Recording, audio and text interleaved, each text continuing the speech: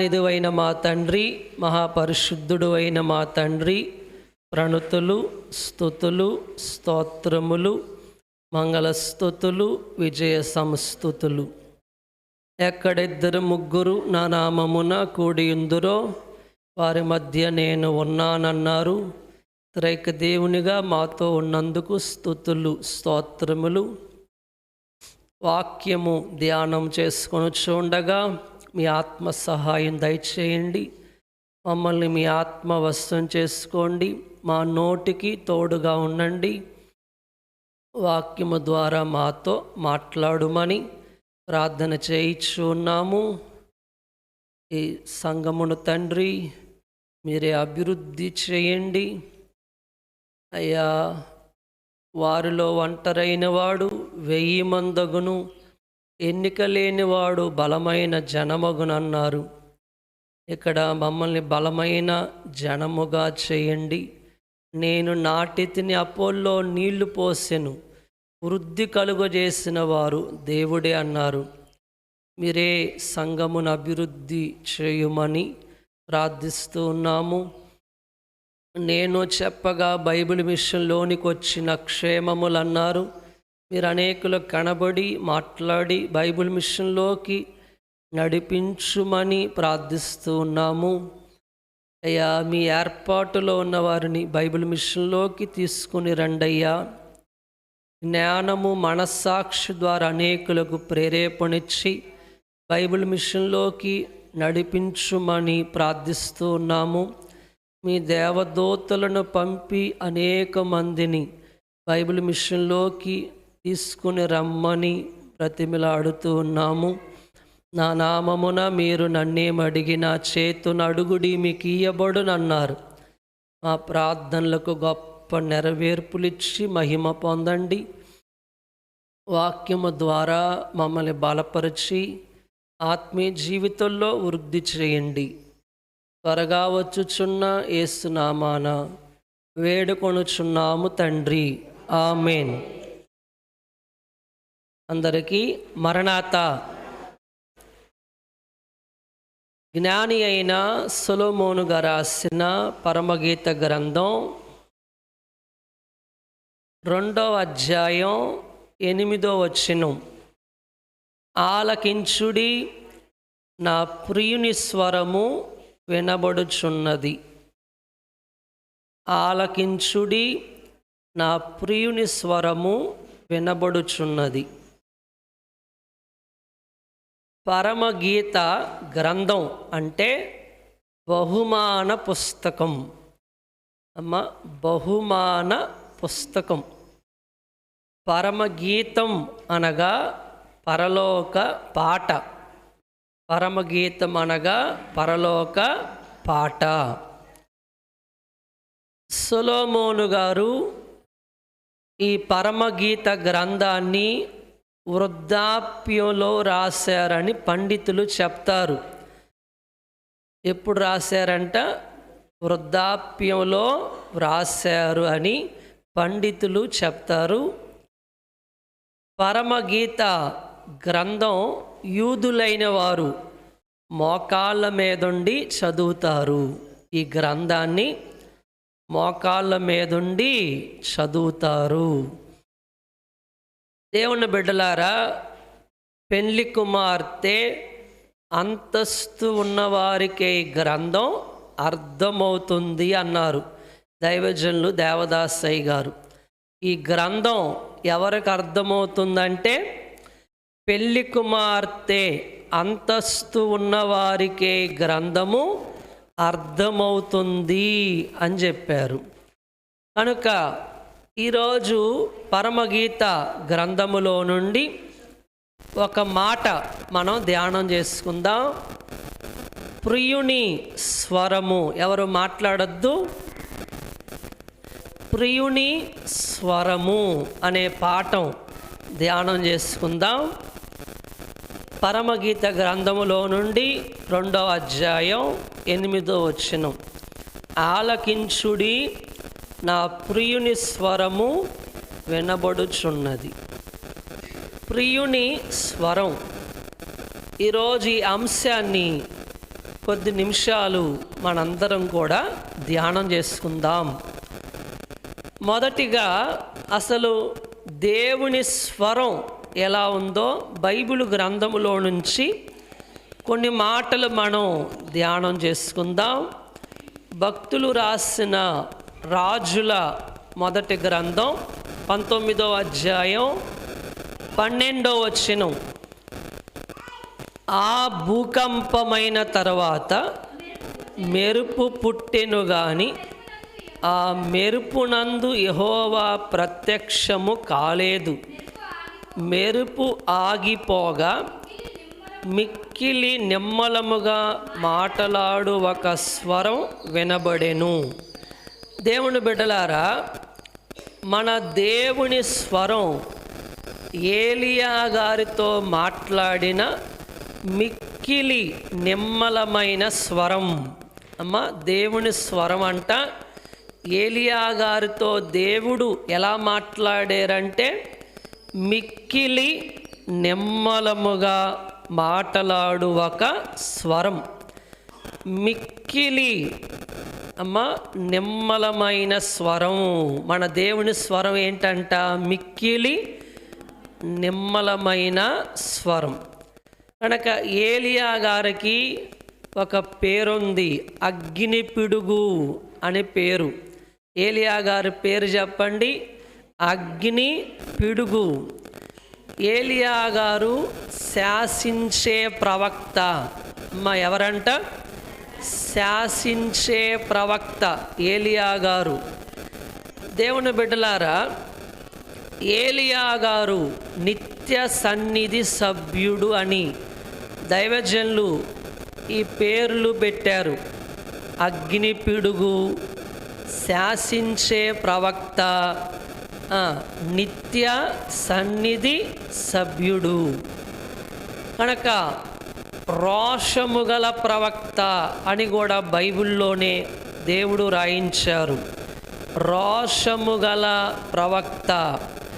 కనుక ఏలియా గారు 2 అనుభవాలు. కర్మెలు కొండ. అమ్మ, ఏ కొండ ఎక్కాడు? కర్మెలు కొండ. ఇంకొకటి హోరేబు కొండ. ఈ 2 కొండలు ఎక్కిన వారిగా ఉన్నారు ఏలియా గారు. కర్మెలు కొండ మీదేమో ప్రార్థన, హోరేబు కొండలో ఏమో 19వ అధ్యాయం 9వ వచనం, 8వ వచనంలో అతడు లేచి భోజనం చేసి ఆ భోజనపు బలము చేత 40 రాత్రింబగళ్ళు ప్రయాణం చేసి దేవుని పర్వతం అని పేరు పెట్టబడిన హోరేబుకు వచ్చి అచ్చట ఉన్న యొక్క గుహలో చేరి బస చేసెను. బస అంటే దైవ సన్నిధి అన్నారు దేవదాసయ్య గారు. కనుక సన్నిధిలో ఉండగా దేవుడు మాట్లాడారు. దేవుడు మనతో ఎలా మాట్లాడతారంటే, మనం దైవ సన్నిధిలో ఉంటే దేవుని స్వరము వినగలం. దైవ సన్నిధిలో ఉంటేనే దేవుని స్వరం మనకి వినబడుతుంది. కనుక ఏలియా గారితో దేవుడు ఎలా మాట్లాడారు?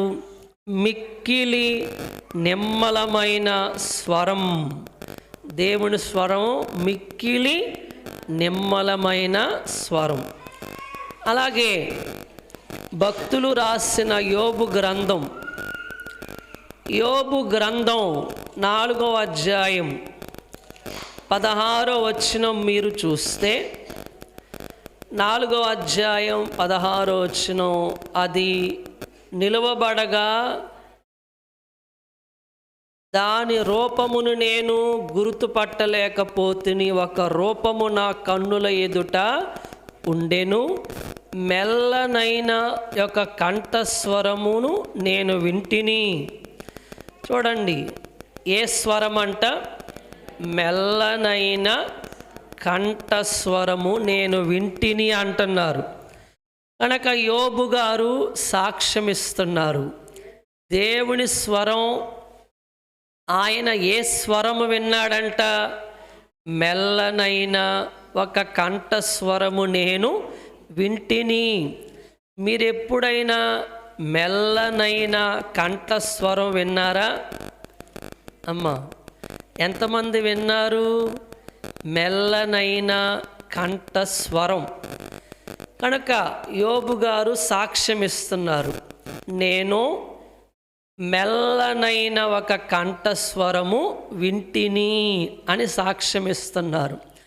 కనుక మనందరం ప్రియుని స్వరము వినాలి. పెళ్లి కుమార్తె ఏం చేయాలి? ప్రియుని స్వరము వినాలి. అలాగే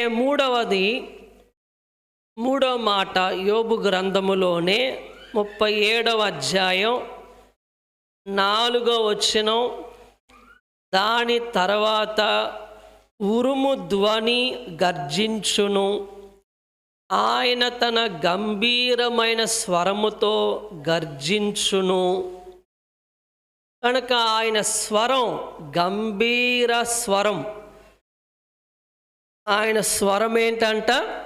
గంభీరమైన స్వరం. అమ్మ, గమనిస్తున్నారా? ఆయన స్వరం ఏంటి? గంభీరమైన స్వరం. కనుక గంభీరమైన స్వరంతో దేవుడు మాట్లాడారు అనే వాక్యంలో మనం చూస్తున్నాం. యోబు గ్రంథములోనే 40వ అధ్యాయం 4వ మాట, 40వ అధ్యాయం 9వ వచనం, దేవునికి కలిగి ఉన్న బాహుబలం నీకు కలదా? ఆయన ఉరుము ధ్వని వంటి స్వరముతో నీవు గర్జింపగలవా? ఆయన స్వరం ఉరుము వంటిది. దేవుని స్వరం అంట ఎలాంటిది? ఉరుము వంటిది.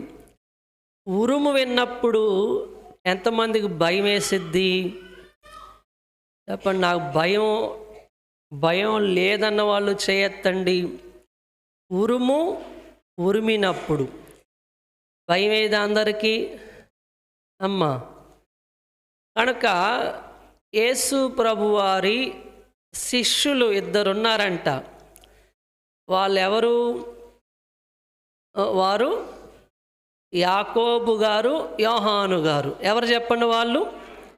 యాకోబు గారు, యోహాను గారు. దేవుని బిడ్డలారా, వారికో బిరుదు ఉందంట. ఏంటా బిరుదు? ఉరిమెడివారు. అందరూ బాగా వినాలి. ఏం పేరంట? ఉరిమెడివారు. 3వ అధ్యాయం 17వ వచనం, మార్కు సువార్త, పరిశుద్ధుడైన మార్కుగా రాసిన సువార్త 3వ అధ్యాయం 17వ వచనం, జబదయి కుమారుడగు యాకోబు, అతని సహోదరుడగు యోహాను, వీరిద్దరికీ ఆయన బోయనెర్గెసను పేరు పెట్టెను. బోయనెర్గెసు అనగా ఉరిమెడివారని అర్థం. అమ్మ, బోయనెర్గెసు అని పేరు ఎవరికి? యాకోబు గారు, యోహాను గారు. కనుక బోయనెర్గెసు అంటే ఉరిమెడివారు. ఉరిమెడివారనే బిరుదు యాకోబు గారికి, యోహాను గారికి ఉందంట. అయితే యేసు ప్రభు వారిని వెంబడించిన తర్వాత సాధువైన గొర్రెపిల్లలుగా మారారు అన్నారు దేవదాసయ్య గారు. ఎప్పుడైతే యేసు ప్రభువుని వెంబడించారో సాధువైన గొర్రెపిల్లలుగా మారారు. అమ్మ, ఉరిమెడివారు కాస్త ఎలా మారారంట చెప్పాలి? సాధువైన గొర్రెపిల్లలుగా మారారు. ఎంతమంది మీలో ఉరిమెడివారు ఉన్నారు? అమ్మా, ఉన్నారా? ఎవరు లేరా? ఉరిమెడివారు. ఉరిమెడివారు ఎలా మారిపోయారంట? సాధువైన గొర్రెపిల్లలుగా మారారు యేసు ప్రభువారిని వెంబడించిన తర్వాత. మనం కూడా ఎలా మారిపోవాలి? సాధువైన గొర్రెపిల్లలుగా మారిపోవాలా. ఇంకా ఉరిమెడివారుగా ఉండకూడదు. దేవదాసయ్య గారు దైవజనులు అన్నారు, ఉరిమే అబ్బాయి ప్రేమ అబ్బాయి అయ్యాడు అన్నారు యోహాను గారి గురించి. ఉరుము అబ్బాయి ప్రేమ అబ్బాయి అయినాడు అన్నారు. అమ్మా ఏమయ్యారంట? యోహాను గారు ప్రేమ అబ్బాయి అయ్యారంట. మనం కూడా అలా మారిపోవాలా? మనం కూడా అలా మారిపోవాలి. దేవుని బిడ్డలారా, ఎందుకు మీకు చెప్పానంటే ఆయన స్వరం ఉరుము వంటిది అనగానే నాకు ఈ మాటలు దేవుడు జ్ఞాపకం చేశారు. ఉరుము వంటిది. దేవుని స్వరం ఎలాంటిదంట? ఉరుము వంటిది. 5వ మాట కీర్తనల గ్రంథం 18వ కీర్తన 13వ వచనం. 18వ కీర్తన 13వ వచనం. యెహోవా ఆకాశమందు గర్జన చేసెను, సర్వోన్నతుడు తన ఉరుము ధ్వని పుట్టించెను, వడగండ్లను మండుచున్న నిప్పులను రాలెను. దేవుని బిడ్డలారా, ఆయన స్వరం అధికారమును సూచించును. ఆయన స్వరం అధికారమును సూచించును. దేవుని స్వరం అధికారమును సూచించును. 6వ మాట కీర్తనల గ్రంథం 46వ కీర్తన 6వ వచనం. జనములు ఘోషించుచున్నవి, రాజ్యములు కదలుచున్నవి. ఆయన తన కంఠధ్వని వినిపించగా భూమి కరగిపోవుచున్నది. ఆయన స్వరం భూమిని కరిగించు స్వరం. అమ్మా, భూమిని కరిగించు స్వరం. 46వ కీర్తన 6వ వచనంలో ఉంది. ఆయన తన కంఠధ్వని వినిపించగా భూమి కరిగిపోవుచున్నది. ఆయన కంఠస్వరము వినిపించగా భూమి కరిగిపోతుందంట. అంత గొప్ప స్వరం మన దేవుని స్వరము. అలాగే 7వ మాట కీర్తనల గ్రంథం 29వ కీర్తన 7వ వచనం. యెహోవా స్వరం అగ్ని జ్వాలలను ప్రజ్వలింపచేయుచున్నది. యెహోవా స్వరము అరణ్యమును కదలించును. ఆయన స్వరం ప్రభావము గలది. ఆయన స్వరము ప్రభావము గలది అని వాక్యములో మనం చూస్తున్నాం. 29వ కీర్తన 7వ వచనం. ఆయన స్వరం ఎలాంటిదంట? ఆయన యెహోవా స్వరం అరణ్యమును కదిలించును. యెహోవా స్వరము లేళ్లను ఈనజేయును. అమ్మా చూడండి క్రింద వచనాల్లో, అది ఆకులు రాల్చును.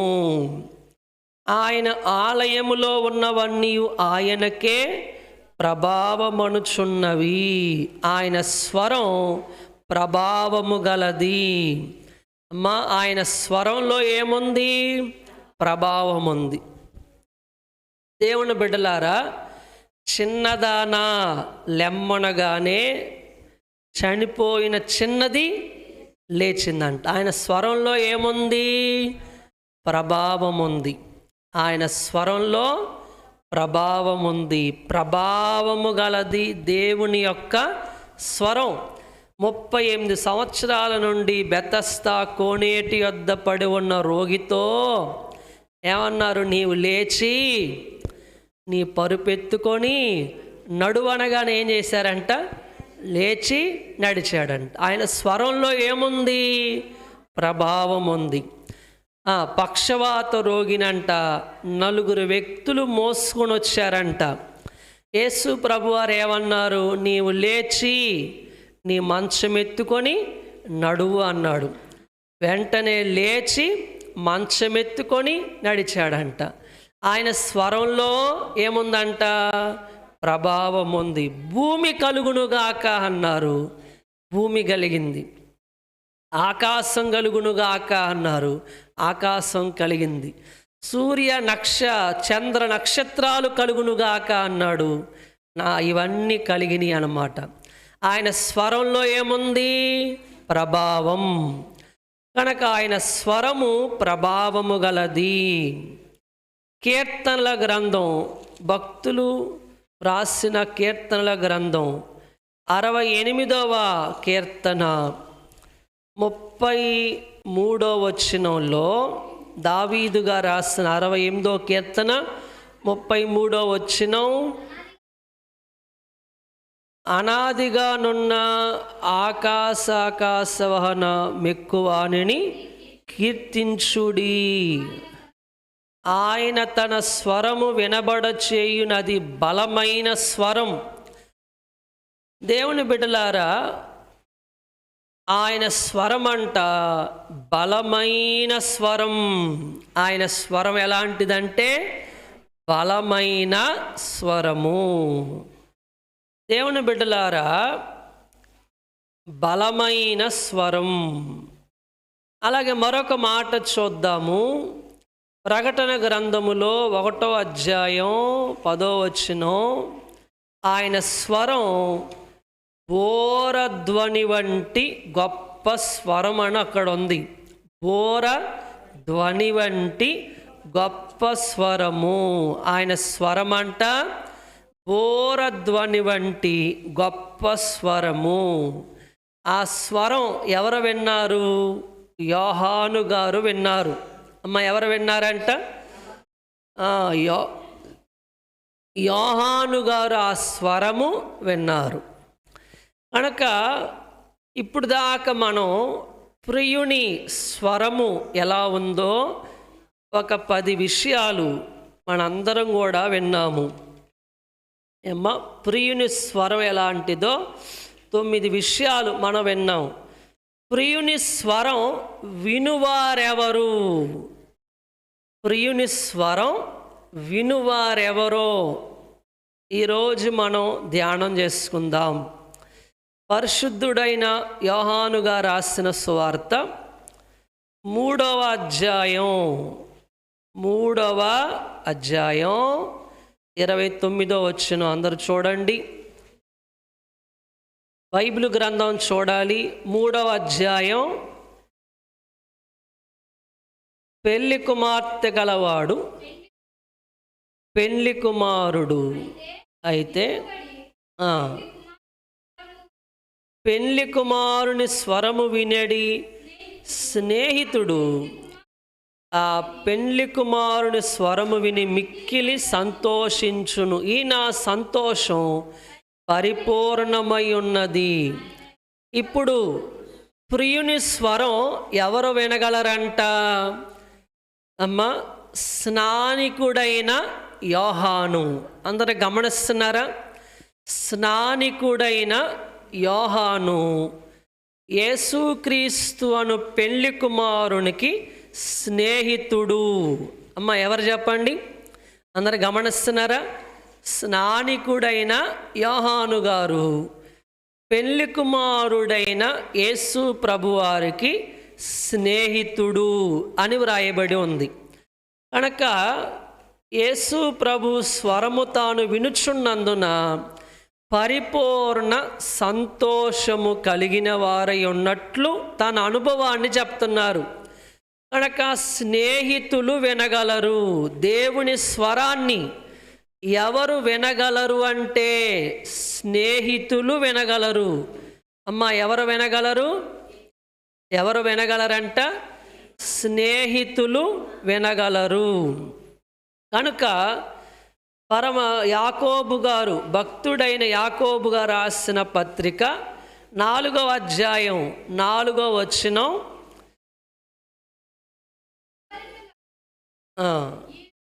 ఈ లోక స్నేహం దేవునితో వైరమని మీరు ఎరుగరా? ఈ లోక స్నేహం దేవునితో వైరం. లోక స్నేహం అంట దేవునితో వైరం అంటున్నారు.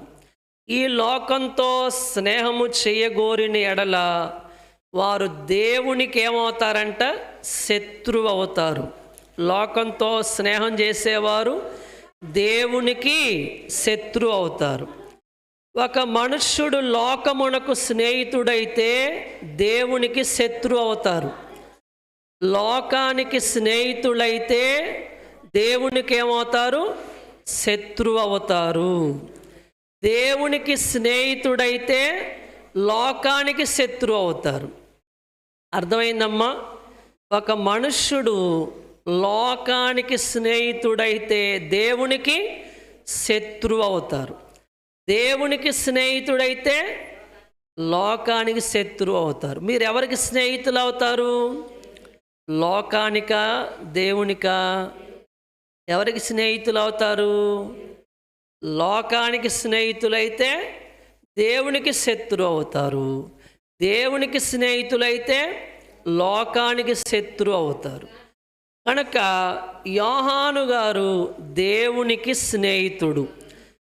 నిర్గమాకాండం 33వ అధ్యాయం 11వ వచనం, 33వ అధ్యాయం 11వ వచనంలో మోషే దేవునికి స్నేహితుడు అని ఉంది. అమ్మా, ప్రియుని స్వరము ఎవరు వినగలరు అంటే స్నేహితులు. అందరు చెప్పండి, మీకు స్వరాలు ఉన్నాయా?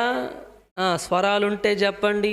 దేవునికి స్వరం, ప్రియుని స్వరం ఎవరు వినగలరంట? స్నేహితులు వినగలరు. స్నేహితులు వినగలరు.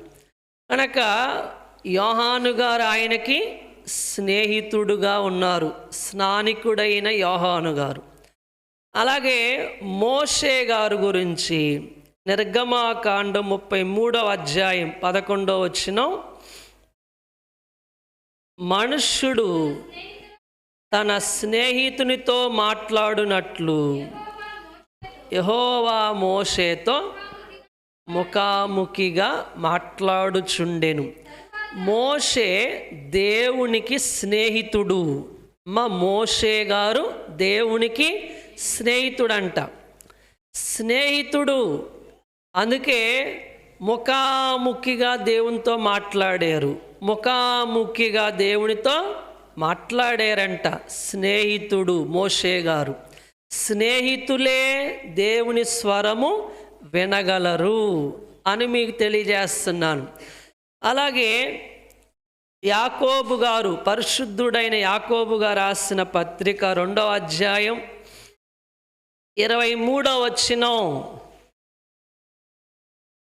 అబ్రహాము గారు కూడా దేవునికి స్నేహితుడు. అబ్రహాము దేవుని నమ్మెను, అది అతనికి నీతిగా ఎంచబడెను అను లేఖను నెరవేర్చబడెను, మరియు దేవుని స్నేహితుడని అతనికి పేరు కలిగెను. అబ్రహాము గారికి ఏం పేరంట? అమ్మా, దేవునికి స్నేహితుడు అనే పేరు. దేవునికి స్నేహితుడు అనే పేరు కలిగిందంట అబ్రహాము గారికి. కనుక పరిశుద్ధుడైన యెషయా గారు రాసిన గ్రంథం 41వ అధ్యాయము 8వ వచనం, నా సేవకుడైన ఇశ్రాయేలు, నేను ఏర్పరుచుకొనిన యాకోబు, నా స్నేహితుడైన అబ్రహాము సంతానమా. అబ్రహాము గారి గురించి దేవుడు అంటున్నారు, నా స్నేహితుడు అంటున్నారు. అమ్మ, ఏమన్నారు? నా స్నేహితుడు అంటున్నారు. కనుక స్నేహితులే ఆయన స్వరము వినగలరు. మనం దేవుని స్వరం వినాలంటే ఏం చేయాలి? ఆయనతో స్నేహం చేయాలి. స్నేహితులే ఆయన స్వరము వినగలరు. కనుక ఆదికాండం, ప్రవక్త అయిన మోషే గారు రాసిన ఆదికాండం 18వ అధ్యాయములో దేవుడు అంటారు, నేను చేయబోవు కార్యం అబ్రహామునకు దాచెదనా అంటారు. నేను 18వ అధ్యాయం 17వ వచనం. అప్పుడు యెహోవా, నేను చేయబోవు కార్యము అబ్రహామునకు దాచెదనా. అంటే దేవుడు ఏ కార్యం చేసినా ఎవరికి చెప్తున్నాడు? అబ్రహాము గారికి చెప్తున్నారు. కనుక అబ్రహాము గారట దేవునికి స్నేహితుడు, విశ్వాసులకు తండ్రి, దేవునికి స్నేహితుడు, లేదా భక్తిపరుడు అబ్రహాము గారు. అలాగే యోహాను గారు రాసిన సువార్త 15వ అధ్యాయం 15వ వచనం. పరిశుద్ధుడైన యోహాను గారు రాసిన సువార్త 15వ అధ్యాయం 15వ వచనం. దాసుడు తన యజమానుడు చేయు దానిని ఎరగడు గనక ఇక మిమ్మును దాసులని పిలవక స్నేహితులని పిలుచుచున్నాను అంటున్నారు. కనుక శిష్యులు ఎవరంట? స్నేహితులు. దాసులని పిలవక మిమ్మల్ని స్నేహితులని పిలుచుచున్నాను అంటున్నారు. మొదటేమో పామరులు. శిష్యుల మొదటి తరగతి ఏంటంటే పామరులంట. ఎవరు వాళ్ళు? పామరులు, శిష్యుల మొదటి తరగతి. పరిశుద్ధుడైన మత్తయి గారు రాసిన సువార్త 4వ అధ్యాయం 19వ వచనం. ఆయన నా వెంబడి రండి, నేను మిమ్మును మనుష్యులను పట్టు జాలరులుగా చేతునని వారితో చెప్పెను. వెంటనే వారు తమ వలలో విడిచిపెట్టి ఆయనను వెంబడించిరి. కనుక శిష్యులట మొదటి తరగతి పామరులు. రెండవ తరగతి దాసులు. శిష్యులు ఇంకా ఎవరు? దాసులు. ఇప్పుడే మీరు చదివారు కదా యోహాను సువార్త 15వ అధ్యాయం 15వ వచనం. మిమ్మల్ని దాసులని పిలవక స్నేహితులని పిలుచుచున్నాను అన్నారు. దాసులు. మూడవ తరగతి శిష్యులు. మూడవది ఎవరంట? వాళ్ళు శిష్యులు అని మన వాక్యంలో చూస్తున్నాం. కనుక శిష్యులు మూడవదిగా. అలాగే 4వ తరగతి స్నేహితులు. 4వ తరగతి స్నేహితులు. శిష్యులు ఎవరంట? స్నేహితులు. అందరు చెప్తారా మీరు? మాట్లాడండి. శిష్యులు ఎవరంట? స్నేహితులు. అలాగే 5వ తరగతి మీరు చూస్తే కుమారులు. 5వ తరగతి కుమారులు. మొదటి తరగతి ఏంటి? పామరులు. 2వ తరగతి దాసులు. 3వ తరగతి శిష్యులు. 4వ అంతస్తు స్నేహితులు. 5వ తరగతి కుమారులు. కనుక శిష్యులు స్నేహితులుగా ఉన్నారు గనక ప్రియుని స్వరము వినగలిగారు. కనుక దాసుడైతే యజమానుడు చేయునది ఎరగరు, స్నేహితుడైతే ఎరుగును.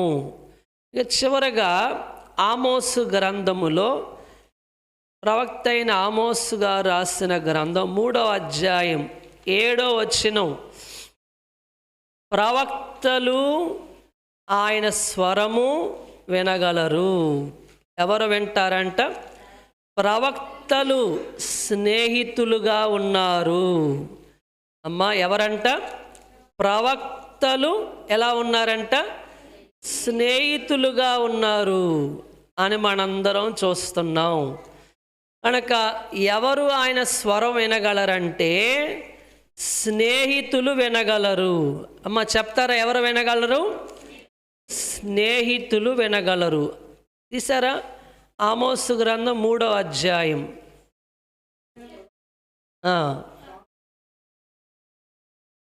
చదవండి. బయలుపరచకుండా ఏమీ చేయుడు, తన ప్రవక్తలకు బయలుపరచకుండా దేవుడు ఏమీ చెయ్యడు అని వాక్యంలో ఉంది. కనుక 3వ అధ్యాయం 7వ వచనం, కనుక ప్రవక్తలు స్నేహితులుగా ఉన్నారు. అందుకే దేవుని స్వరం విన్నారు. మనం కూడా ఆయన స్వరం వినాలంటే ఆయనకి ఏం కావాలా? స్నేహితులు కావాలి. అమ్మా, ఏం కావాలి చెప్పండి? స్నేహితులుగా ఉంటే దేవుని స్వరము వినగలము. కనుక ప్రియుని స్వరం వినువారు ఎవరంటే స్నేహితులు వినగలరు. సన్నిధి చేసేవారు ఆయన స్వరము వినగలరు. దేవునితో సహవాసం చేసేవారు దేవుని స్వరము వినగలరు.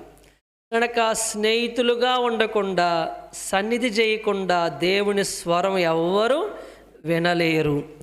కనుక ప్రియుని స్వరం ఆలకించుడి, ప్రియుని స్వరము వినబడుచున్నది. ఆయన స్వరం వినబడుతుంది. అందరూ వింటున్నారా దేవుని స్వరాన్ని? ఎంతమంది దేవుని స్వరం వింటున్నారు?